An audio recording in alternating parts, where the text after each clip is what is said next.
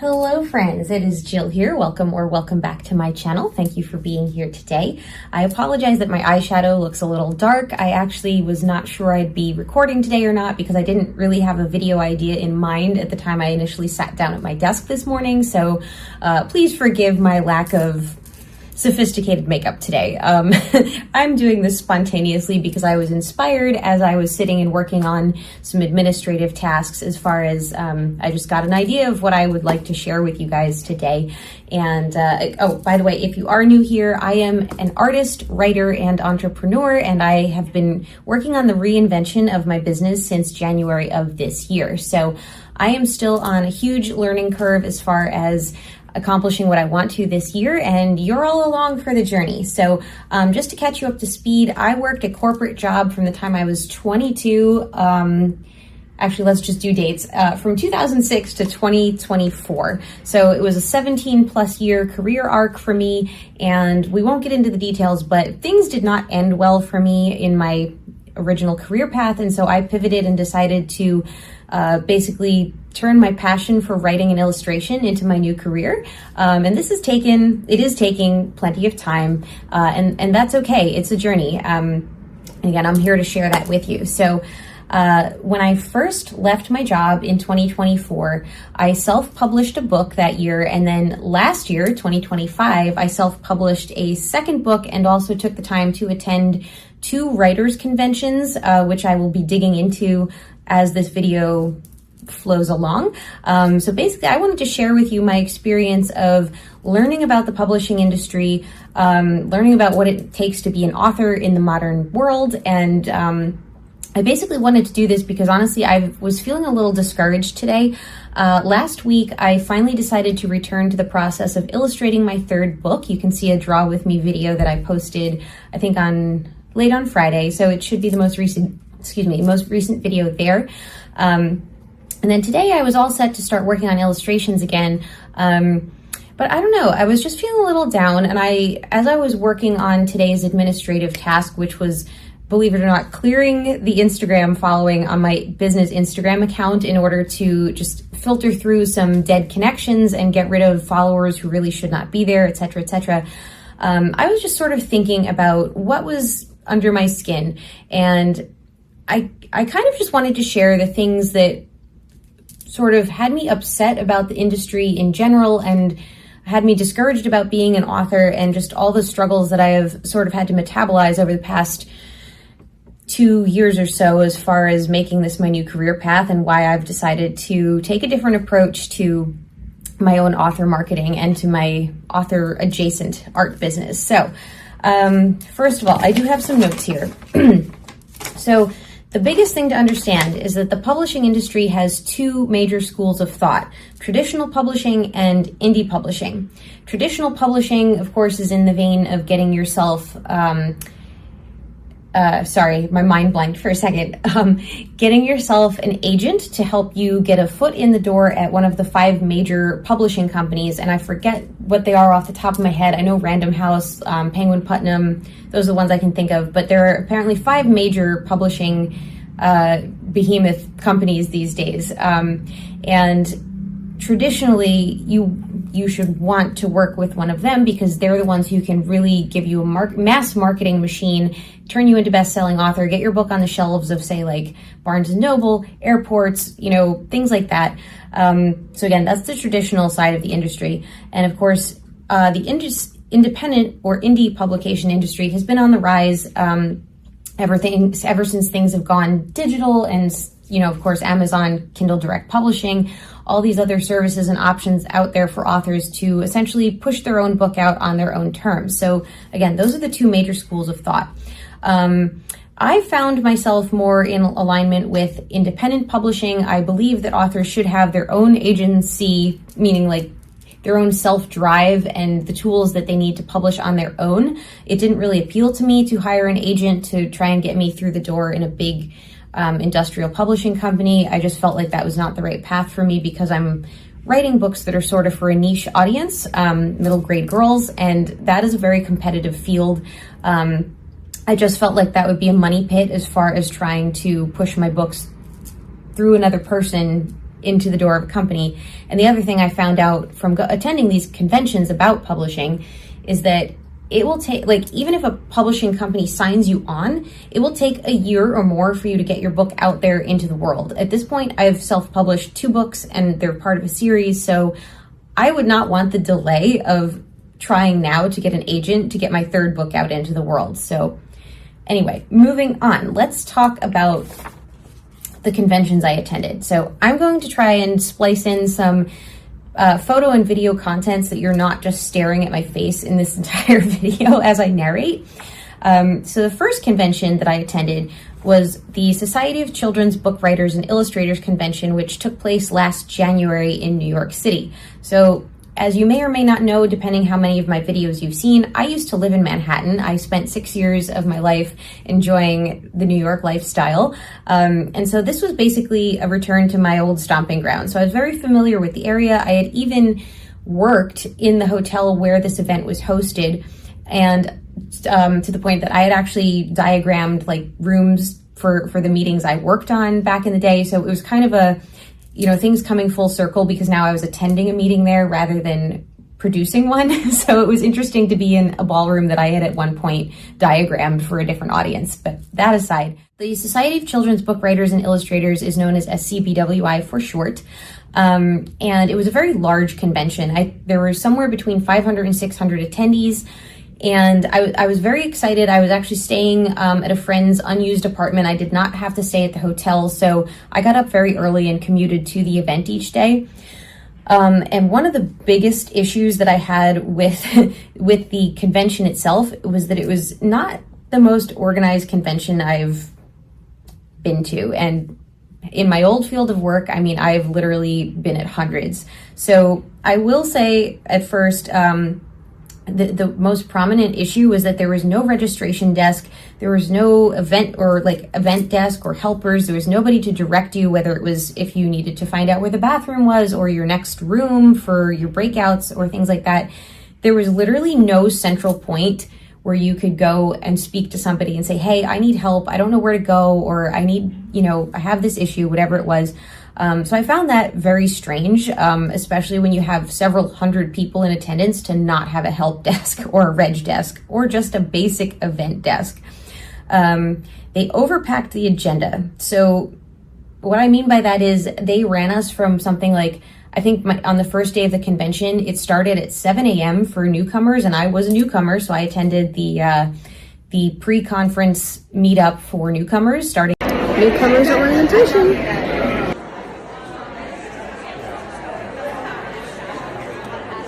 At 7 in the morning, and they had us go until 8 at night. That's long.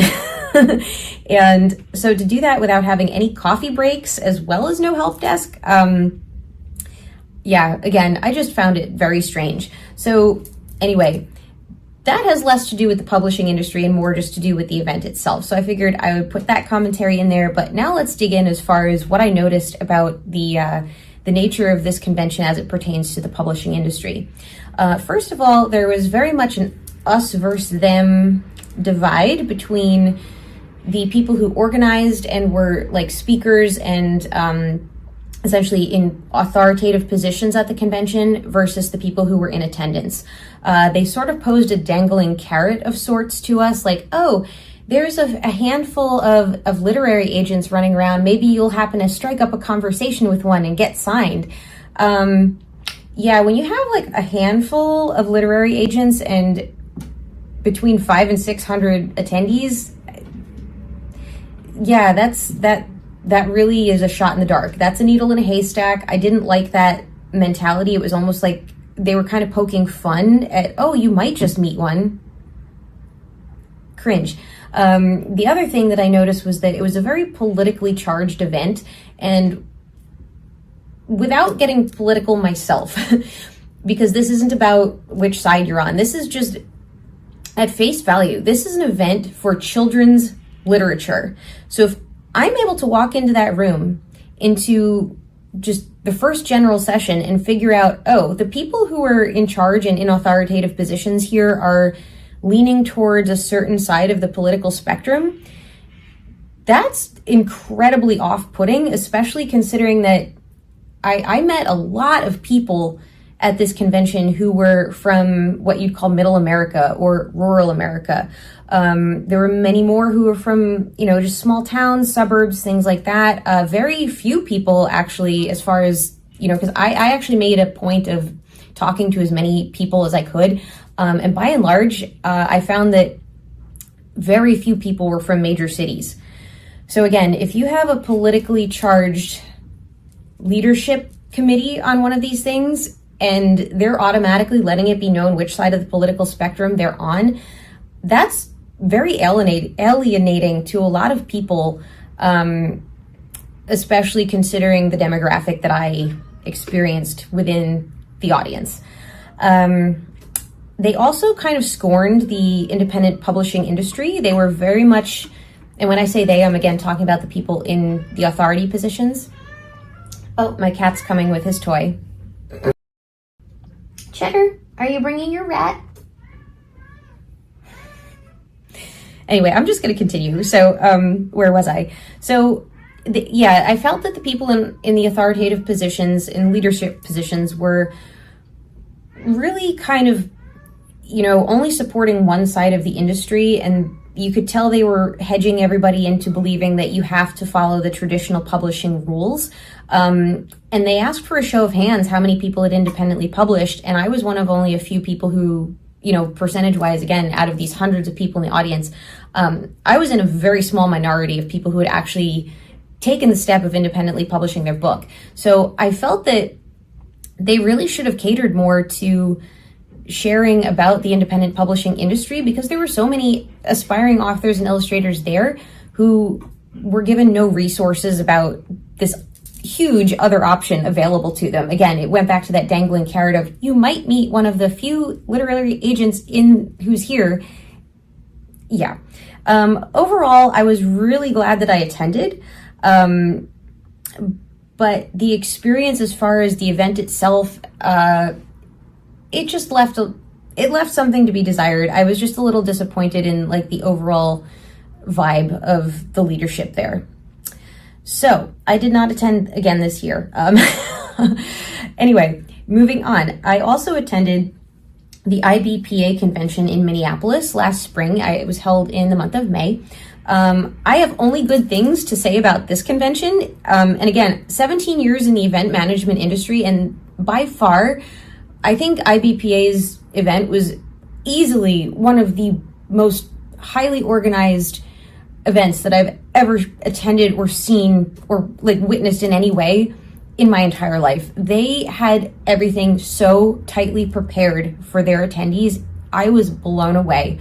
The only thing that I can say to the negative is that I got sick halfway through this convention. So I think at the end of this video, I'm going to share some of the vlogs that I did before I got sick, because I had been on a roll as far as recording my experience there, and I was having such a great time until I felt ill.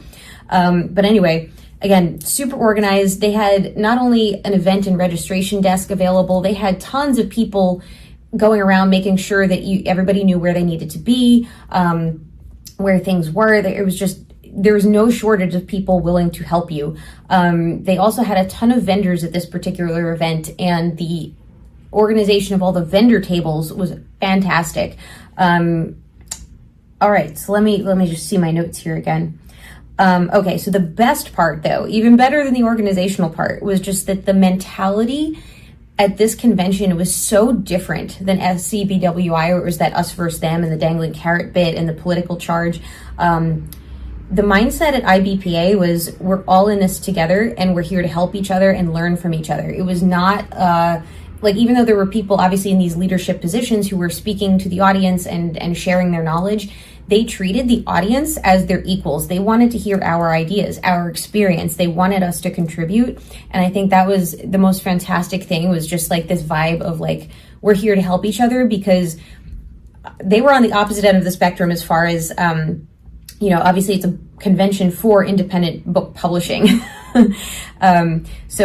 But they also spoke to the fact that, we also support the traditional publishing methodology, but we want to make it known to aspiring authors and illustrators that there are all these other options out there for people who want to independently publish, things that go well beyond Amazon and KDP. And so, yeah, I felt like there was just such a wealth of knowledge at that convention. I would have loved to go again this year, but it's all the way out, I believe, in Portland. It's either in Portland or Seattle. I don't remember which for some reason, but I just don't have the resources this year to take the time and expense for a trip of that caliber. So, all right. Next set of notes here. Okay, so let's dig into some of the issues when you are using Amazon KDP to publish a book. We all know Amazon is a behemoth. And in fact, when I was at the IBPA convention, one of the speakers literally started off their lecture by saying, raise your hand if you know how bad Amazon sucks. And like everybody in the room laughed and raised their hands, because anyone who's experienced working in KDP knows how much red tape there is as far as getting your book up and out into the world through KDP, because it seems to just flag real people but not AI bots. Go figure. So that's one of the problems. There's no real help. Parts of Amazon are very disjointed, so when you try to get help with KDP, it doesn't necessarily recognize, you know, for instance, like I also had a brand storefront I was trying to set up, so it doesn't really connect those two pieces for people. I had a lot of issue because the name of my trademark didn't match the name of my book series, and so I couldn't put my books up through my brand store. Anyway, I won't get into that whole mess, but just know that everybody who's used Amazon to publish knows that there's all sorts of trials and tribulations to do it. Not saying it's impossible, just saying it's difficult. And if you want to learn how to do ads on Amazon, oh my goodness, forget about it. It's just a whole other can of worms. And also, once you put books on Amazon, you will be subjected to so much solicitous email of people claiming they can sell your books for you and they know how to do ads for you and they will charge an exorbitant amount of money. So yeah, don't do that. Thankfully, I had resources telling me, like, do not buy into these people who claim that they can get your book to the top seller list on Amazon or want to charge you a massive amount of money to do your ads. Also, there's a big issue with Amazon book reviews in that people don't have to buy your book in order to give it a star review. I have not figured out what that loophole is, but all I know is that last summer, or maybe it was last fall, somebody randomly gave my second book a 1 star. No review, no commentary, nothing.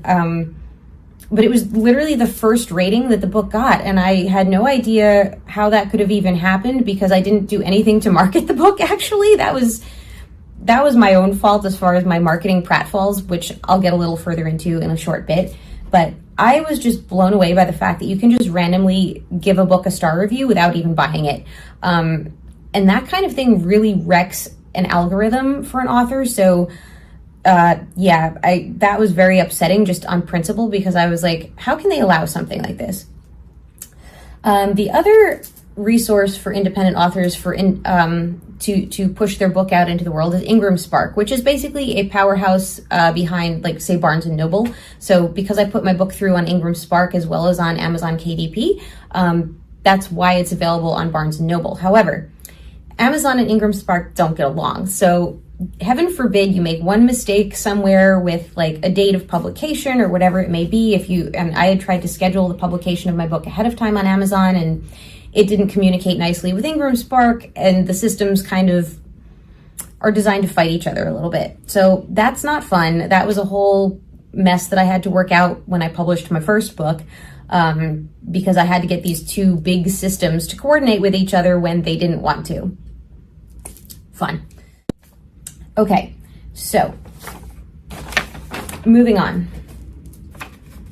Instagram. So let's get into the marketing a little bit. I had no idea how to market my books. As of right now, I have an independent person helping me with Amazon ads. And I found him through my husband and his work. So I can't even really advertise this particular service because it's not specifically an Amazon author service. It was someone my husband found who he said, this person might be able to help you out. So he's willing to do it gratis. Let's see how it goes. So I'll circle back to that at a later date after that has more time to marinate. But anyway, at the time that I published my first book, I had no knowledge of how to do Amazon ads. I had no knowledge of how to market on Instagram.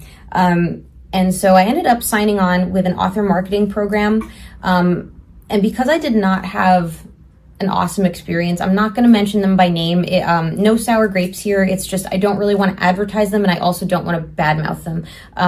But for me, the author marketing program that I tried so far, it wasn't really right for me. It wasn't a good fit. But what I did learn from it was that, first of all, if you have an author account through Instagram, you are going to be followed by so many spammers who want you to pay them to review your book for you on, say, Goodreads, Amazon, Barnes & Noble, etc., etc. Did I accidentally buy into that once or twice? Yes, I did. And then I learned kind of, I wouldn't say it's the hard way because it's not like I paid a lot of money for it, but it didn't really have that much benefit whatsoever. So I have since learned that if you have an author Instagram account and you're getting all these random people saying, oh, if you pay me like $25, I'll review your book for you. It's like, don't bother. It's not going to actually get you any traction.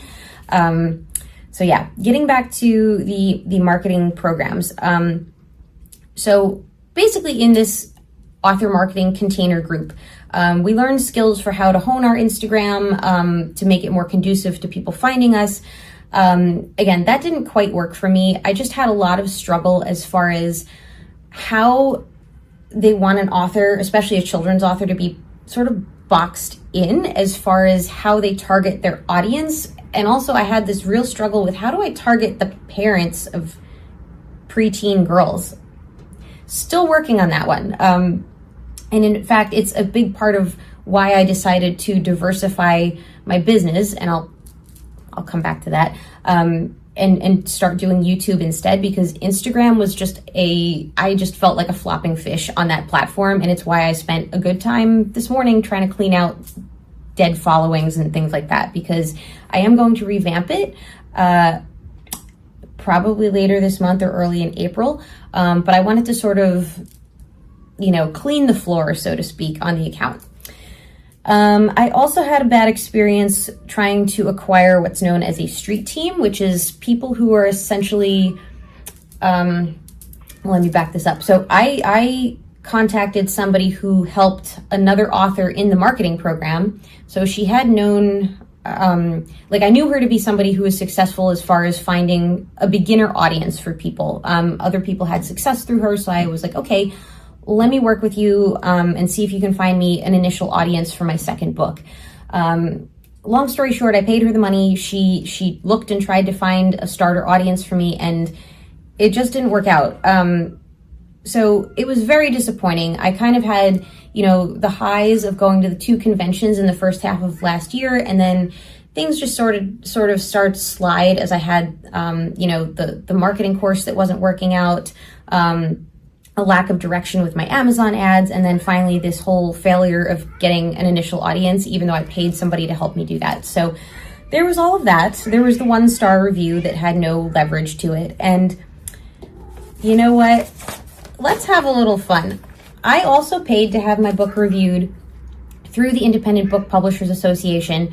I had it reviewed for 3 different things. I had it reviewed for design, for just middle grade level books, and for new author voice, which you basically can only do the first time that you pay to have reviews done through the organization. So I paid for a total of 9 reviews. Overall, I felt that most of them were very constructive and helpful. My reviews kind of were very middle ground. The people had some nice things to say. They had some criticisms. And here's the thing, having done, I went to college for graphic design. We learned all about reviewing each other and taking criticism and things like that. I know how to handle criticism, but I don't take well to people who want to be downright cruel. And I did, in fact, end up getting a review that was so nasty. And the fact that I paid for this is the real kicker. So I basically paid somebody to slam my book. And I reported the review back to the agency, and I said, listen, I understand if somebody doesn't like the book or has a lot of, if people say something that's a constructive criticism, that is completely acceptable and understandable. But if they want to just be mean, yeah, basically the review was so bad that IBPA got back to me and said, thanks for bringing this to our awareness, but this person will not be asked to review books on our behalf again, because this is not this does not stand for what our organization is all about. So I tried to print this out. Unfortunately, it didn't work because my printer's out of ink, and that's why I turned the failed printout into my scratch notes for this video, actually. But this, honestly, it definitely contributed to why I needed to take a break last fall, as far as just trying to recalibrate and figure out what I wanted to do with my author marketing and with my business. So I apologize, I'm going to give you the side of my face as I read this, but I'm going to roast my own bad review. Let's take back my power, shall we? Okay. This book was produced under the delusion that self-publishing means do-it-yourself publishing. Oh, so we're starting off calling me delusional? Cool. I'm really going to pay attention to what you have to say now. It would have benefited greatly from the involvement of a team of professionals, particularly a copy editor, a book designer, a compositor, and a proofreader. Okay, guess what? I actually did have a professional editor work on the book. I also had it proofread by several people. Retired school teachers, in fact. So the fact that I gave credit to my editor and to the people who helped with this book, and the person who reviewed it did not even bother to read that part. It's called acknowledgments. There's a whole page of it. Anyway, moving on. The good news is that because it is a print-on-demand book, flaws can be addressed before another copy is printed. Okay. Observations. Here's where it gets fun, because they started numbering their stuff. 1. The cover design obscures the relationship between the series name and the book title. Okay. 2. And is spelled out in the book title and is represented by an ampersand in the series title. Pick one and stick with it. Pick one and stick with it? Okay, first of all, the series title is what I have a registered trademark on. So that ampersand is not going away. It's literally part of the trademark. As for why I spelled out the word and in the book title, it's because I personally perceive ampersands to be something that's used for like branding, as opposed to something that should just be used in text. So yeah, I chose to use an ampersand in the series title and not in the book title. Why this bothered this person so much, I don't know. 3. It is almost certain that a child of 8 to 12 will read number 1 as #1 and will have no clue that number is historically known as a number sign. Huh? That's really not giving our youth much credit, is it? I feel like kids still know this. 4. The characters on the cover and throughout the book are consistently skinny. Skinniness is by implication held up as a normal and ideal, a potentially damaging and even dangerous message to direct at girls in this vulnerable age range. Illustrations should be revised to show a range of body types. Okay, first of all, my characters are cartoon animals. They're not people. Also, suggesting that I just re-illustrate the whole book, are you delusional, Mr. Reviewer? Like, that is ridiculous.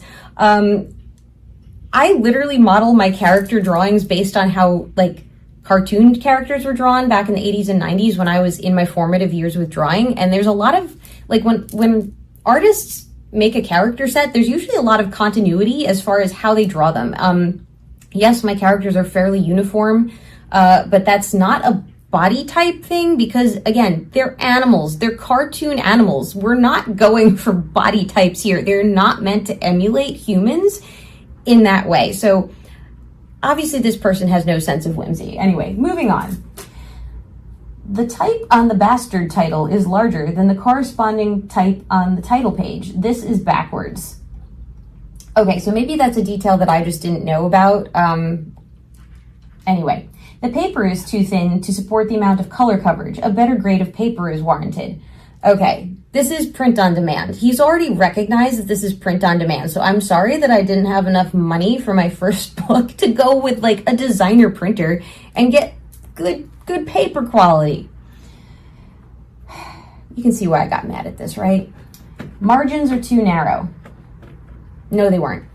8, typographic design is weak. Chapter titles should be more prominent than chapter numbers. Easy fix, delete the word chapter everywhere it occurs. Lead paragraphs, following chapter titles, following text breaks, and on the back cover should not exhibit first line indents. I just keep asking myself, like, who died and put this person in charge of everything? Because these are just suggestions and they're so picky. Like, there's nothing wrong with stylizing and putting chapter 1, chapter 2, chapter 3, if that's what I, as the author, want to do. Moving on again. Typesetting is sloppy. Look at the stack on page 81, for example. If, it, running down the right margin. Yeah, I'm sure kids are looking at that. Ordinal numbers should be set in normal case, not with the superscript or ordinal suffixes, despite the fact that Microsoft Word makes them superscript by default. Microsoft's error that good typesetters correct. Okay, I didn't do this in Microsoft Word. I actually purposely stylized my numbers and the, ordinals, the way I wanted them. That was intentional. It was a design choice. Ellipsis characters should be replaced with typographers' ellipses. No, that's ugly. Also a design choice on my part. Acknowledgements, spelled without the second E, is the correct American spelling and should be used. Okay, so now that they're saying they looked at the acknowledgements page and they still didn't get the crediting for my editor and all the people who helped with the book. Again, I think this is the delusional person right here. Just saying. Also, if I want to spell it with the second E because I think it looks nicer, again, that's my choice. The fact that you needed to make a whole recommendation just on how to spell acknowledgements is petty. Widow and orphan control is non-existent. Okay, this is the only thing in this entire review that I actually paid attention to because, again, this is so nasty and petty that it literally made me not want to pay attention to anything. But this one part about widow and orphan control being non-existent, I had to pay attention to because other critics also pointed this out. To my credit, I did do widow and orphan control. However, after staring at this book and trying to fix all those things over and over again, I think I honestly just burnt out on it, and that's why in the end I didn't catch all of those mistakes. I did, in fact, reissue my first book after I took the time to fix a lot of the widows and orphans. So again, that's the only comment in here that had any leverage for me. Getting back to it, because we're almost done, thank goodness. Composition does not consist of simply accepting the edited manuscript and dumping it into a template without look. Okay, that's just insulting because I put a lot of effort into doing the design of the book. So this person's just mean, okay? And my point of this whole thing is, as an entrepreneur, author, artist, whoever you are, it's like you literally have to throw out stuff like this because it just, again, it brings me no value, and the fact that I paid and got this back is really disappointing. The author photo, okay, finally we're on number 10 here, even though they put like 17 things under number 9. 10. The author photo is dim and muddy. It needs to be brought into Photoshop to adjust the levels so that it prints properly. Okay, it actually was not. Like, the background was dark and I was bright. That's how I wanted it. So for them to say it looks muddy, it's me standing out against a background. Replacing it with a professional portrait would be better yet. Okay, that really takes the cake because it was a professional portrait and I credited the photographer under the photo. Okay, that was fun, wasn't it? Anyway, if it had actually successfully printed, I would put it in my paper shredder again because I did have a printout before and I shredded it the first time too. Also, since we're almost done now, here's an honorable mention for another person who just had to get in a petty comment. The author photo is rather startling for a children's book. Okay, see, this is where I say, you know what, I need to do things my way, because I would like to share with the world the idea that not every children's author has to be wearing little cat eye glasses and standing in a library with a cup of tea in her hand. That's not me. That's not every author. And I think we need to normalize the idea that authors should not only think outside the box about how they're publishing, but about how they're presenting themselves, because I want to be like a fun person to the kids who are reading my books, and I want to be a fun influence to the mothers and fathers and guardians and whoever else is choosing my books for their kids to read. My channel, for instance, is not for the children who might be reading, but for the parents who might be buying, and for anyone who wants to know about authorship, entrepreneurship, illustrating, and turning your art into a business, because I have my whole cast of characters, as I've shown you before, and I want to put them on a lot of products, which is why I'm going to be focusing more on that this year. So I will be focusing on publishing my third book, but I'll also be focused on getting my characters out into the world, because I think they're fun and I think they're whimsical. And I think that as an artist, I have a lot more flexibility than I apparently do as an author. So, wow, I've been recording for over 35 minutes. So I'm going to get this video into my editing program. I'm going to dig up some of the footage from my IBPA convention last year and share that before I go to my end screen, of course. But since I'm signing off as far as present day, I want to say thank you again for being here. Please like, subscribe, comment, maybe check out my Instagram, which, as I mentioned before, I will be revamping soon.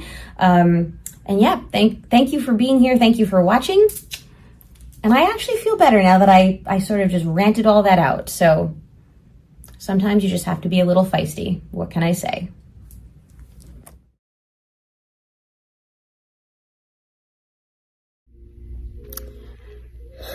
Hello everyone, welcome back. So I am super tired. I just spent the last couple of hours hoofing around Midtown, and I'm finally back where I'm staying in the Village. So today was my manuscript review with an editor from Penguin Putnam. It went really well. I got a lot of positive feedback and constructive feedback for my upcoming third book. And just to clarify, my first book is published, second one's coming out this spring, third one is in manuscript phase. I'm about halfway through. But anyway, really fulfilling day here in the city, and I'm going to just get some food and get to bed early because my day starts at 5 a.m. tomorrow.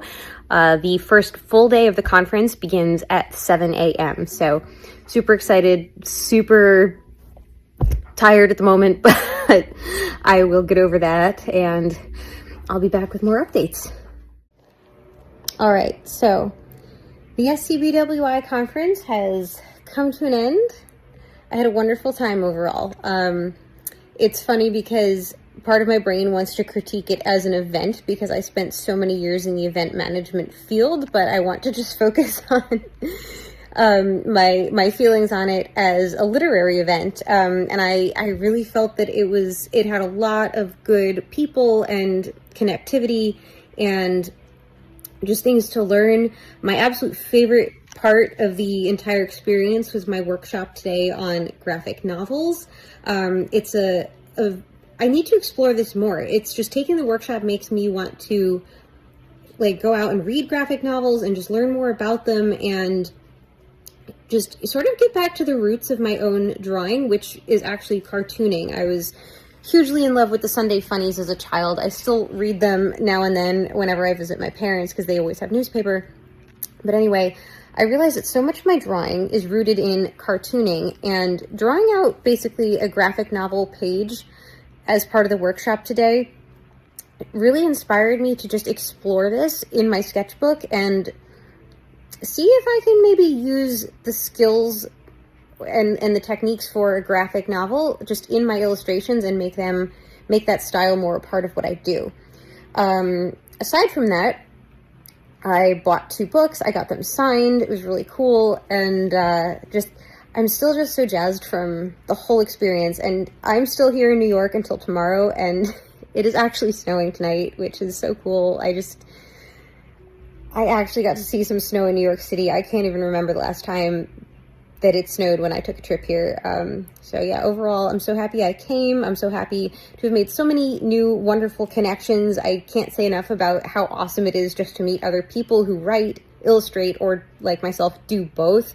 So just what we gain from the experience and from listening to experts in this field is it was amazing. So happy I came.